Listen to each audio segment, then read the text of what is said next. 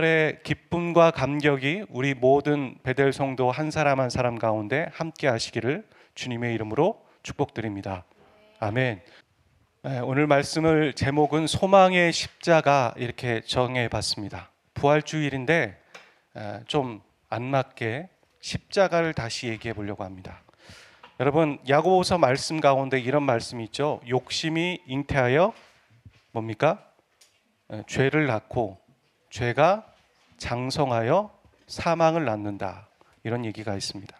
이런 것처럼 예수님이 죽으심으로 끝났다면 어떻게 되겠습니까? 예수님이 우리의 죄를 위해서 구원자로 오셨다라는 말은 거짓말이 되는 것입니다. 이 세상에 그 어떤 인간도 죄를 해결할 수 없고 또 죽음을 해결할 수 없기 때문입니다. 근데 예수님은 부활하셨습니다. 성경이 그렇게 말하고 있습니다. 이 말인즉슨 예수님은 죄가 없으신 분이고, 그리고 죄에 대한 구원자로 오셨고, 또한 예수님은 하나님의 아들이시다라는 것을 증명하는 사건이 바로 부활 사건입니다. 그런데 성경은 이렇게 나와 있어요. 예수 그리스도가 십자가에 죽으신 것과 그 다음에 부활하신 사건을 나눌 수 없는 것처럼 계속 연속해서 말하고 있단 말이에요. 한번 검색해 보십시오. 우리가 그냥 지나갔을 수도 있겠지만 예수님의 죽으심 하면 항상 부활하심이 나옵니다. 그러니까 같이 짝이라는 거죠. 이 제자들이 그 부활하신 예수님을 만나고 부활의 증인으로 살아간다는 건 뭡니까? 예수님의 죽으심과 부활하심을 증거하는 거예요. 우리가 복음을 전한다는 건 뭘까요?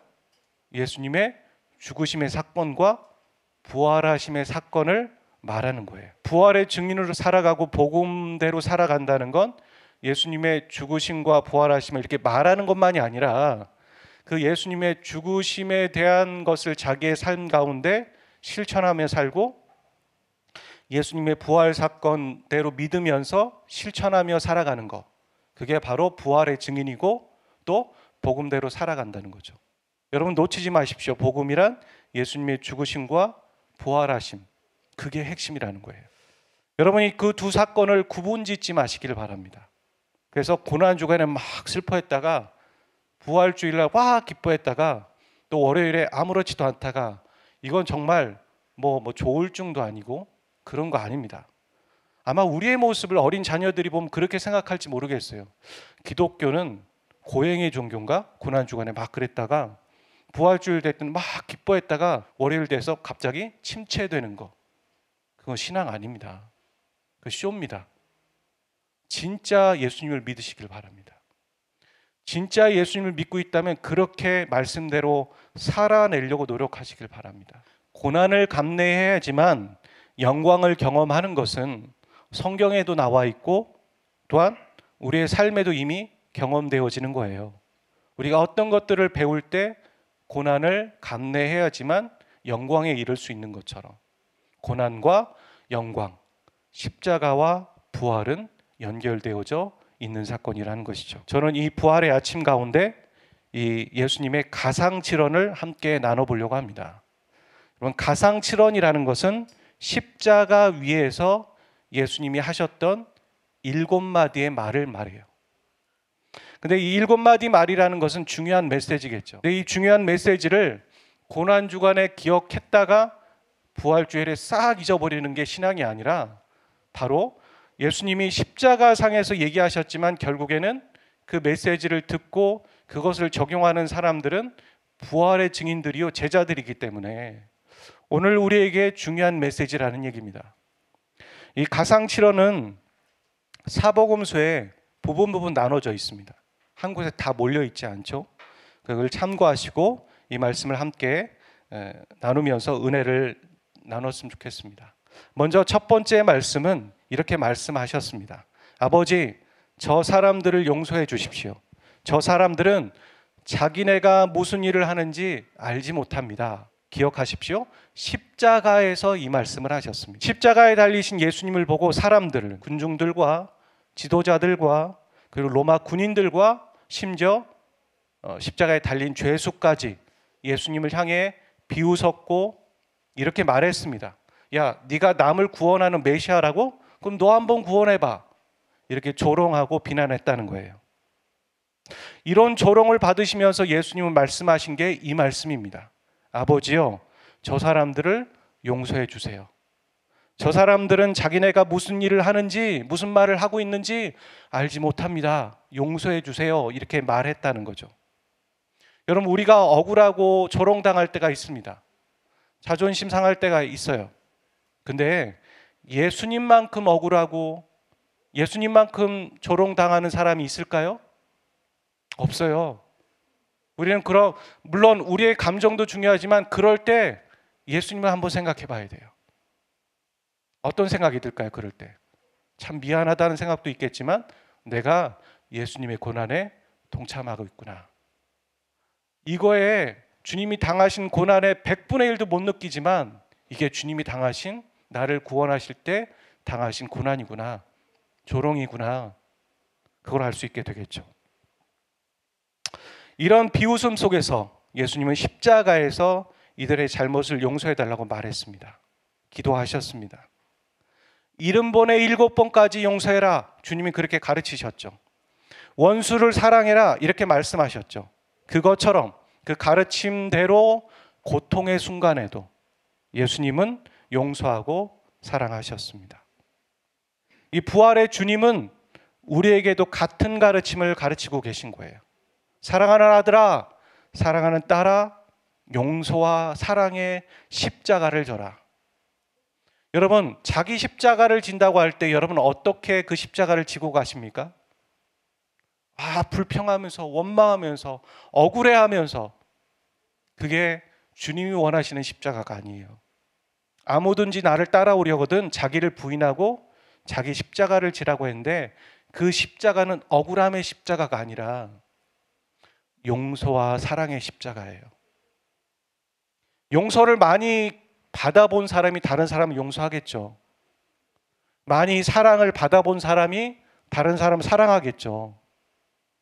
우리가 자라면서 부모에게 그럴 만한 사랑받지 못하고 그럴 만한 용서받지 못했어도 우리는 용서할 수 있고 사랑할 수 있어요. 왜인 줄 아세요? 우리가 하나님의 용서와 사랑을 경험하면 내가 받지 못했던 사랑 커버됩니다. 제가 그랬어요. 다른 사람에게 용서받지 못했어도요, 나를 용서하신 하나님의 사랑, 그 십자가의 사랑을 알면 내가 다른 사람을 넉넉하게 용서할 수 있어요. 내가 뭔데? 내가 뭐라고? 내가 왜 저 사람 용서 못해? 내가 그 많은 용서를 받았는데, 주님으로부터 용서받았는데 왜 내가 저 사람 용서 못해? 할 수 있어. 그게 되더라고요. 사랑하는 저와 여러분, 용서와 사랑의 십자가를 경험하시길 바랍니다. 그리고 주님은 그 용서와 사랑의 십자가를 경험한 자들에게 동일하게 요구하고 계세요. 내가 너를 용서한 것처럼 너도 다른 사람을 용서해라. 내가 너를 사랑한 것처럼 너도 사랑해. 이렇게 말씀하고 계신 거죠. 두 번째, 주님은 이 말씀을 하셨습니다. 같이 읽어볼까요? 시작. 내가 진정으로 내게 말한다. 너는 오늘 나와 함께 낙원에 있을 것이다. 예수님 혼자 십자가를 지신 게 아니죠. 좌우에 강도, 죄인이 같이 십자가에 매달려 있었어요. 그래서 우리가 고증을 한다면 십자가가 3개 세워져 있는 것이죠. 그런데 그 중에 한 죄수는 예수님을 향해 비난했습니다. 하지만 다른 죄수는 이렇게 말했어요. 우리가 저지른 죄 때문에 우리는 십자가에 마땅한 벌을 받고 있지만 이분은 아무것도 잘못한 일이 없어. 이렇게 얘기하면서 그 원망하는 죄수에게 오히려 야단쳤습니다. 그리고 예수님에게 이 죄수는 말했습니다. 당신의 낙원에 들어갈 때 나도 함께 기억해 주세요. 나도 구원받고 싶습니다. 라고 하면서 분명히 죄인이었고 십자가에 달릴 만한 죄를 지었지만 그 순간에 용서받기를 원했고 회개했고 예수님을 알아봤어요. 그랬을 때 예수님은 그냥 아무렇지도 않게가 아니라 그 어마어마한 고통을 겪으면서도 이 말씀을 하셨습니다. 내가 진정으로 너에게 말한다. 너는 오늘 나와 함께 낙원에 있을 것이다. 그렇게 말씀하셨습니다. 고통 가운데서도 십자가를 지면서도 예수님의 심정에는 한 영혼이 있었습니다. 여러분, 자신이 극단적인 상황 가운데, 아주 어려운 상황 가운데 나오는 말과 행동이 자기의 모습이에요. 물론 오늘 우리의 모습도 우리의 모습이지만 아주 극단적인 상황 가운데 나오는 외마디 한마디, 나오는 행동 그 하나가 내 찐 모습이라고요. 예수님은 아주 극단적인 상황 가운데에서도 본인의 마음에는 한 영혼이 있음을 말씀하셨고 그 한 영혼을 십자가에서 구원하고 계세요. 그리고 오늘 부활하신 예수님은 제자들에게 똑같은 얘기를 하시는 겁니다. 부활하신 예수님이 베드로에게 찾아가서 뭐라 말씀하셨죠? 네가 나를 사랑하느냐? 주님은 항상 먼저 이걸 먼저 물어보세요. 내가 너에게 사명을 줄게. 이거 말하지 않으십니다. 너 왜 목자 역할 잘 못했어? 너 왜 목회자 역할 잘 못했어? 이 말하지 않으세요. 네가 나를 사랑하니? 이거 먼저 물어보시고 나와 주님과의 사랑의 관계가 충분한지에 대해서 물어보세요. 주님은 오늘 우리에게 찾아오셔서 사명을 먼저 말하지 않으십니다. 우리가 주님의 사랑으로 회복되기를 원하십니다. 여러분, 그거 먼저 기도하세요. 주님의 사랑으로 회복되기를 위해서. 그리고 그 회복된 우리에게 뭐라 말씀하시냐면 내가 너에게 나의 양을 부탁한다라고 말씀하세요. 내 양을 먹여라. 내 양을 쳐라. 이렇게 말씀하시는 거죠. 똑같이 부활하신 주님은 한 영혼을 말씀하시는 것처럼 오늘 저와 여러분에게도 동일하게 말씀하십니다. 한 영혼을 위해 살아다오. 살아다오. 주님은 베드로에게 그렇게 말씀하셨죠. 내 양이라고. 주님의 양을 부탁하셨습니다. 그래서 우리는 그 부활하신 주님의 명령에 따라 한 영혼을 찾기 위해 순종하는 거예요. 여러분, 전도의 결과를 여러분 알고 계세요? 우리가 나가서 전도하면 어떤 결과를 맺을지에 대해서 여러분 알고 계시냐고요? 아무도 몰라요. 어떤 상황을 겪을지 혹은 우리가 어떤 실패를 경험할지 어떤 승전거를 올리고 올지 아무도 몰라요. 결과는 주님이 하시는 거예요. 우리의 실력은 믿음이고 순종이에요. 말씀대로 순종하는 게 우리의 실력입니다. 그래서 부활하신 주님도 한 영혼을 부탁하신 것처럼 이 베델 교회에게 한 영혼을 부탁하시는 거예요. 여러분, 우리가 땅밟기를 할 때 이런저런 얘기들이 올라왔고 그것을 여러분에게 어제 공유해 드렸어요. 전도부장님이. 그 내용에 첨언되지 않았지만 어떤 내용이 하나 더 있었어요. 어떤 거였냐면 제가 이미 한번 말씀을 나눈 적도 있었는데 어떤 교회가 현재 사람들이 막 오니까 그 사람들에게 이렇게 얘기했다는 겁니다. 광고로. 저희가 새가족을 맞이할 준비가 안 됐어요. 새가족반을 열 수가 없어요. 좀 기다려 주세요. 이렇게 얘기했다는 거죠. 영혼들에게. 준비가 안 되는 거예요. 준비가 안 되니까 그런 말을 하는 거예요. 우리가 전도만 한다고 해서 그게 다 하는 일일까요? 우리는 어떤 믿음을 갖고 있어야 되냐면요. 전도를 하는 것이 하나님의 말씀에 순종하는 것이라는 믿음, 그리고 준비된 영혼을 만날 것이다라는 믿음. 또 하나의 믿음이 필요해요. 그 영혼들이 왔을 때 우리는 어떻게 준비할 것인가? 이것을 준비하는 것도 믿음이에요. 우리는 믿음으로 준비해야 돼요. 전도하는 것도 믿음으로 준비하지만 만약에 이 주위에 있는 사람 중에 5명이나 10명이 온다고 생각해 보세요. 여러분, 그 영혼들을 어떻게 새가족반 교육을 시키죠? 제가 혼자 다 5명을 돌릴 수 있을까요? 어떤 분은 새가족반 교사가 되셔야 돼요. 헌신되어 계셔야 된다고요. 또 그 영혼들을 목장에 배치해야 되는데 아무것도 모르는 사람들이에요. 갑자기 목장에 배치할 수 있을까요? 어찌 보면 새가족들을 위한 목장이 하나 세워져야 돼요. 새가족을 위한 목자로 헌신될 사람이 필요할 거 아니겠어요? 혼자 들어갈까요? 목자와 함께할 목원이 한 명 필요할 거예요. 바람을 잡는. 소위. 그럼 그 사람도 필요하면 2명의 헌신자가 필요해요. 벌써 3명의 헌신자. 또 그들을 잘 맞이할 새 가족 어떤 담당할 사람 필요하지 않을까요? 또 그 사람들 중에 가족으로 온다면 그 가족을 챙길 아이들을 챙길 사람도 필요하지 않을까요? 우리는 그 믿음까지 있어야 돼요. 그 믿음까지 가지면서 여러분 전도하셔야 됩니다. 여러분 전도하실 때 어떻게 되겠지 뭐 이런 믿음, 이건 믿음이 아니에요. 내가 오늘 한 걸음 한 걸음 다시 땅 밟기를 한다. 내 소망의 십자가 예수님을 이곳에 심는다.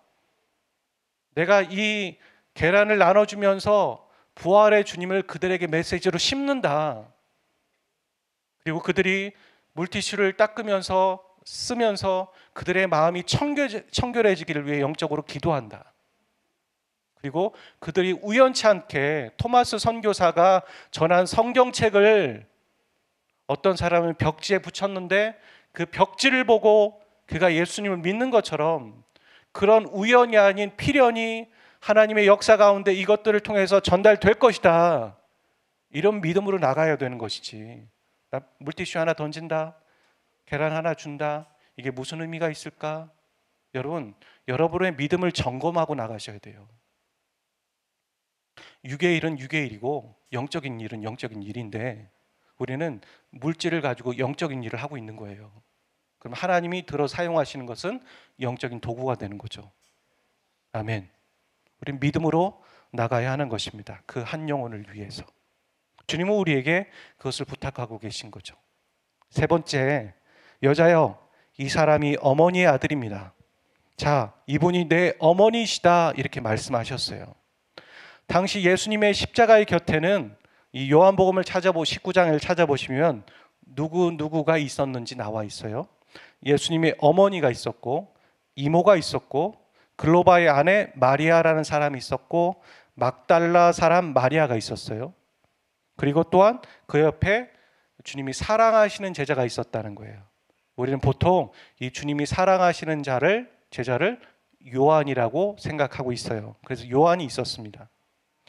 예수님께서는 이 슬피 울고 있는 어머니를 향해 이렇게 말씀하셨어요. 이 사람이 어머니의 아들입니다. 그리고 요한에게는, 사랑하는 제자에게는 자, 이분이 너의 어머니시다 이렇게 말씀하셨어요. 부탁하셨단 말이에요. 죽는 순간에도 예수님은 영적인 일만 생각하는 것이 아니라 자신의 부모에 대한 이 자녀의 도리를 다하셨다라는 거죠. 내 부모를 공경하라.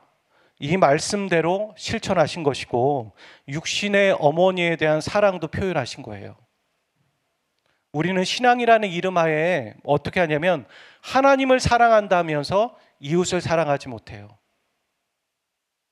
우리는 하나님을 사랑한다라는 이름 아래 덕이 되지 못하는 일을 하면서 하나님을 사랑하는 걸로 합리화시켜요.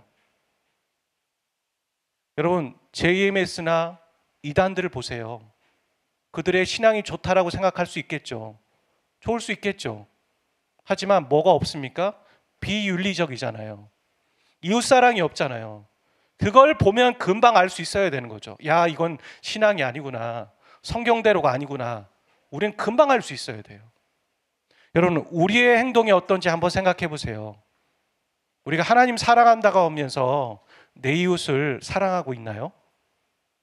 그렇지 못하다면 우리의 신앙은 문제가 있는 겁니다. 부활하신 주님은 우리에게 얘기하시는 거예요. 내 이웃을 내 몸과 같이 사랑하는 것과 나를 사랑하는 것이 같다. 그리고 내 이웃을 내 몸과 같이 사랑하기 위해서는 하나님을 제대로 사랑해야 돼요. 하나님의 사랑을 제대로 받아야 돼요. 그래야지만 내 이웃을 제대로 사랑할 수 있는 거죠. 세상 사람들이 복지하고 이웃을 사랑하는 거에는 이 신앙의 사랑과 차이가 있습니다. 세상의 사랑에는 하나님 사랑 없잖아요. 하나님의 사랑 받지 않잖아요. 그 가운데서 복지하죠. 그게 아니라 우리는 하나님 사랑을 먼저 하고 내 이웃을 사랑하는 거예요.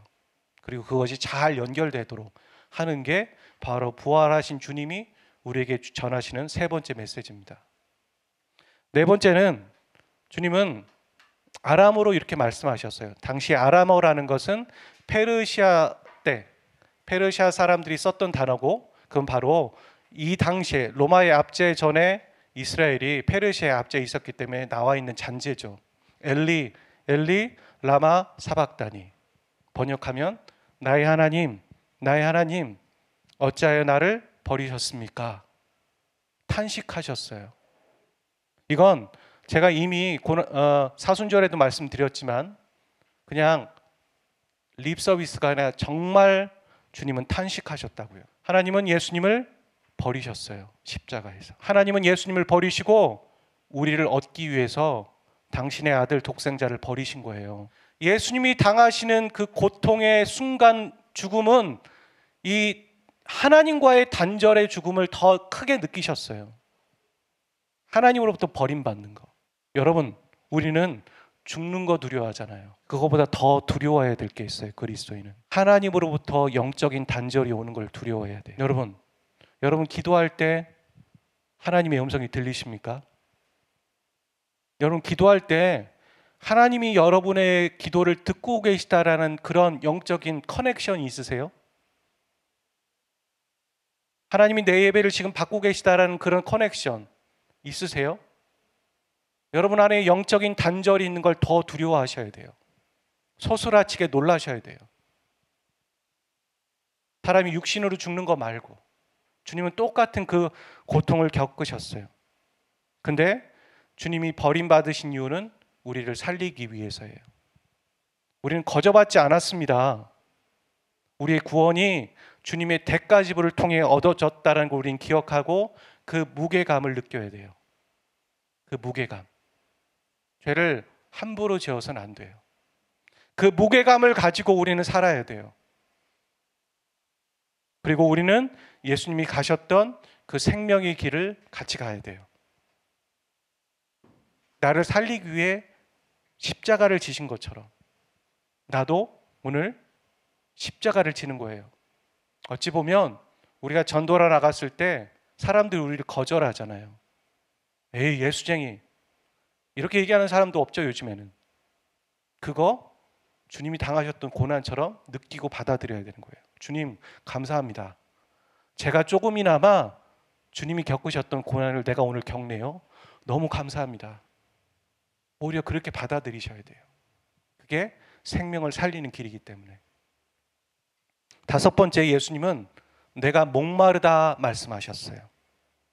십자가 위에서 양 손목에 못이 박히고 발을 접어서 못이 박히고 그렇게 가시 면류관을 쓰고 어마어마한 고통을 겪을 때 사람 안에 갈증이 느껴지겠죠. 어마어마한 갈증을 느낄 때 주님은 내가 목마르다 말씀하셨고, 이 말을 들은 누군가가 해면을 신 포도주를 듬뿍 적셔서 예수님의 입에 대었어요. 그리고 예수님은 그 포도주를 드셨습니다. 이 말씀은 우리가 현실적으로, 물리적으로, 생리적으로 목마르다라고만 끝나면 안 되겠죠. 그 예수님의 갈증을 통해서 우리는 갈증을 해소받을 수 있게 된 것입니다. 우리는 여전히 돈과 명예와 그리고 이생의 자랑을 위해 살아가고 있습니다. 그리고 우리에게는 그것이 만족되면 우리의 목마름이 해소될 거라고 생각하는데 그러던가요? 여러분, 좋은 차를 사면 그걸로 만족하던가요? 좋은 집에 살면 만족하던가요? 여행을 다녀오면 한 7박 8일, 10박 11일 다녀오면 만족하던가요? 돌아올 때 참 뭔가 이상하잖아요. 여행 떠날 땐 좋은데 만족이 안 돼요. 그게 우리의 인생이라는 걸 좀 얼른 깨달으세요. 쓸데없는 데 돈 쓰지 마시고 쓸데없는 데 정력 쓰지 마시라고요. 제발 좀 지혜롭게 사세요. 그거 아니에요. 그렇게 만들어지지 않았어요. 우리가 아무리 좋은 핸드폰을 사도요, 그게 한 달이 못 가는 이유가 뭔지 아세요? 그게 가치 있는 핸드폰이지만 나라는 존재가 그 핸드폰보다 더 가치 있는 존재이기 때문에 내가 만족을 하려면 이 핸드폰이 아니라 나라는 가치보다 더 훌륭한 가치를 나에게 채워 넣어야지만 내가 비로소 만족하는 거예요. 하나님으로 채워야 되는 거죠. 그래서 하나님으로 채워져야 나는 그제서야 만족하는 거예요. 그래서 우리는 우리의 만족을 해소시켜 줄 수 있는 게 주님밖에 없다는 걸 인정하시고 주님의 교제 안에 들어가셔야 돼요. 심지어 주님은 마지막 날 6월절에 이렇게 말씀하셨잖아요. 야, 내 몸을 먹어라. 내 피를 마셔라. 나를 먹어라 이 말이에요. 네가 나를 영접하면 내가 너에게로 들어가고 그는 나와 더불어 먹고 나는 그와 더불어 먹으리라. 그냥 하나 돼 버리는 거. 우리는 주님을 옆에 있는 물과 기름처럼 생각하면 안 돼요. 우리가 예배 자리에 있지만 나는 나고 주님이 옆에 있어라는 느낌으로 지금 여러분 예배 드리고 계시다면 잘못하고 있는 겁니다. 나와 주님이 하나 되길 원합니다. 주님 나에게 와주세요. 성령 충만하게 해주세요. 이런 고백이 우리에게 필요한 거죠. 술 취하지 말라. 이는 방탕한 것이니 오직 성령의 충만함을 받으라. 이 술 취하지 말라는 건 대표적인 술일 뿐이지 세상 것에 취하지 말라는 거예요. 세상 것에 지배받지 말라는 거예요. 여러분의 인생을 세상 것이 지배하려고 할 때 거부하셔야 돼요. 자기 부인하시라고요. 나는 내게 아니다. 나는 네게 아니다. 나는 하나님의 것이다. 그리고 나는 성령 충만을 받겠습니다. 성령 충만하게 해주세요. 얼른 돌아오셔야 돼요. 근데 여러분 그냥 놔두시잖아요. 그래서 여러분의 마음 상태가 항상 번잡하죠. 염려와 지저분한 거 쓰레기 투성이잖아요. 그런 가운데 예배 드리는데 어떻게 예배가 집중이 되겠습니까? 여러분의 마음을 청결하게 하는 게 먼저예요. 그게 바로 자기 부인이고 그게 회개입니다. 회개의 삶을 살아가세요. 회개는 은혜의 마당에 문을 여는 시작이에요. 회개로 시작하세요.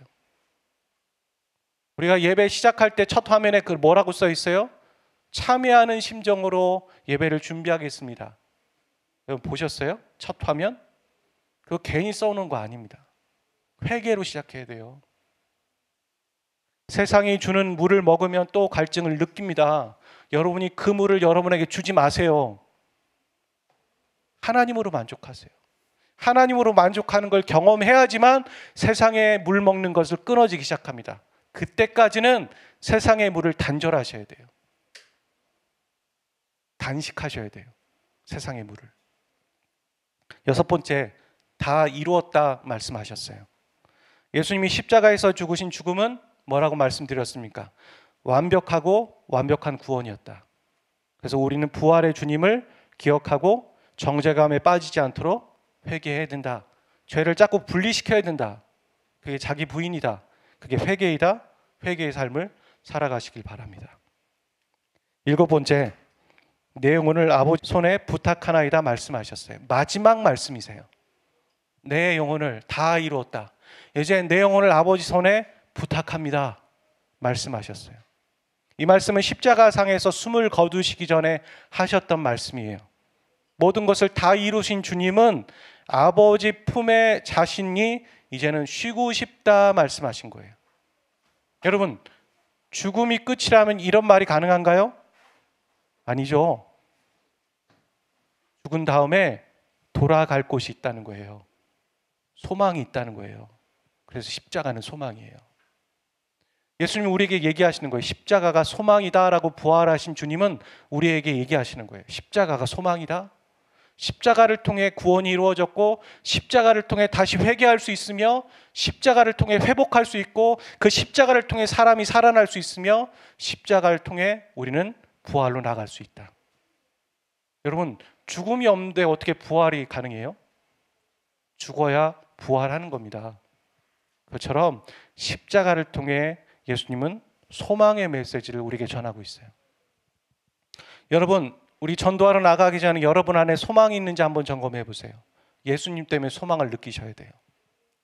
내가 지금 절망이고 낙담이고 어찌 보면 경제적인 문제가 있고 또 어떤 관계적인 문제가 있고 세상에 벽이 있고 진급이 누락되고 그런 것이 느껴진다 할지라도 우리 안에는 절망이 있는 게 아니에요. 다시 일어날 수 있어요. 다시 소망이 있어요. 여러분, 그 좀 전에 나열되어졌던 그 절망감에 보다 더 큰 게 뭔지 아세요? 죽음이잖아요. 죽음은 아무 소용 없겠죠. 근데 그 죽음을 이기신 분이 예수님이에요. 그리고 그 죽음을 이기신 곳이 십자가였어요. 그리고 그 죽음을 이기신 분이 예수의 생명을 우리에게 주셨어요. 그러면 우리의 삶의 그 죽음보다 작은 것들에 대해서도 우리는 적용하고 소망을 가질 수 있는 거예요. 진급이 누락됐지만 다음이 있겠지. 주님의 뜻이 있겠지. 주님의 선한 계획이 있겠지. 경제적인 문제가 있지만 항상 이렇지 않겠지. 또 고난을 배우게 하시겠지. 나누는 훈련을 하게 하시는 거겠지. 겸손하게 하시는 거지. 다 이유가 있어요. 소망이 있다고요, 그 안에. 근데 낙담만 하신다는 건 십자가를 바라보지 못하는 거예요. 소망을 가지세요. 여러분의 마인드 컨트롤 말고 예수님의 십자가의 소망을 가지시라고요. 십자가를 먼저 바라보세요. 주님을 사랑하기 전에 주님의 사랑을 받아들이세요. 사랑을 받는 게 먼저예요. 자꾸 나누려고 하기 전에 받기를 먼저 하세요. 많이 받으세요. 건강한 이기주의가 되세요. 받으시라고요. 누리려고 하세요. 그걸 먼저 누려야 내 얼굴빛이 달라져서 다른 사람에게 여유로워지고 사랑할 수 있게 되는 겁니다. 예수의 소망, 십자가의 소망으로 살아가시고 한 주를 살아가시고 또 전도에 임하시는 저와 여러분 되시기를 주님의 이름으로 축복드립니다. 보이지 않고 들리지 않는 캄캄한 길을 걸어갈 때 저 멀리 비춰오는 단 하나의 소망이